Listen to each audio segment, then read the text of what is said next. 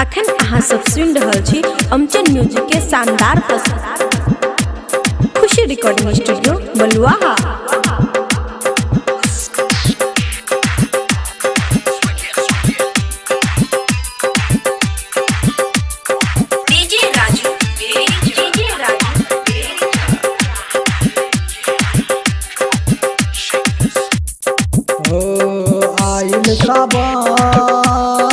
आइल सावन अब बदलेला मन अब हमरो के देव घर लेके चलिया बना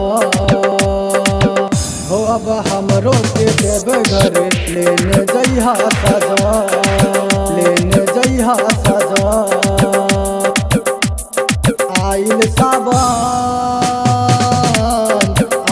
सावन अब बदलेला मन अब हमरो के देव घर लेके चलिया सजा चलिया सजा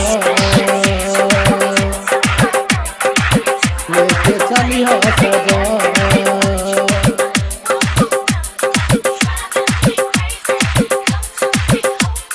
खुशी रिकॉर्डिंग स्टूडियो बलुआहा।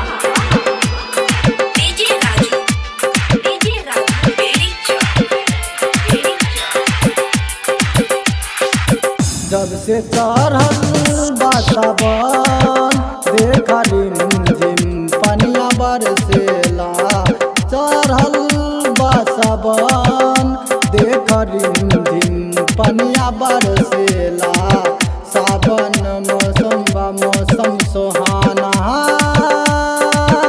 भक्ति में जुटल सारा जमाना हमरो के असरा पूरा दहना हो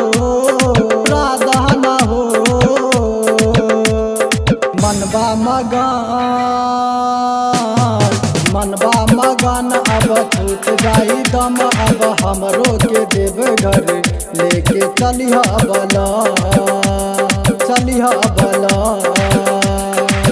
हो अब हमरो के देव घर लेने जइहा सजा लेने जइहा सजा।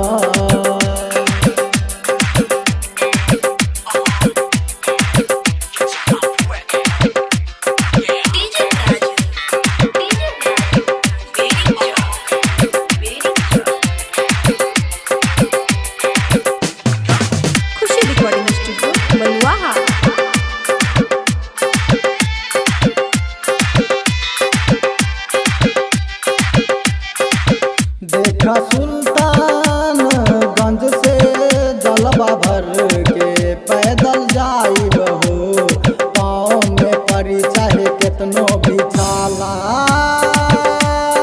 रोकब नहीं बोलबम के नारा बाबा के दरबार पहुँचबे करी दिल बाटे साफ खुश होए भोलेनाथ अब हमरो के देव घर लेके चला सजा हो अब हमरो के देव घर लेने जइहा बला हो अब हमरो के देव घर लेने जइहा सजा। दिल बाटे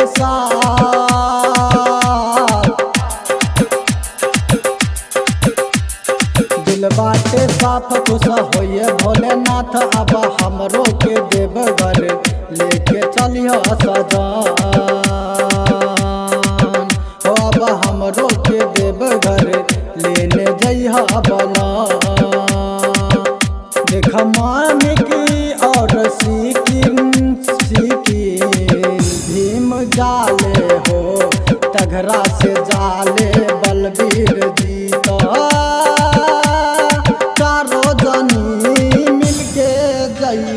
बाबा के नगरी शहर जाई हो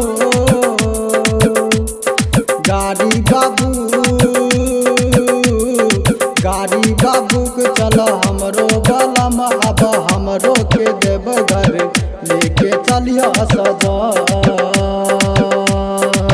हो अब हमरो के देव घर लेने जइहा बला। खुशी रिकॉर्डिंग स्टूडियो बलुआहा।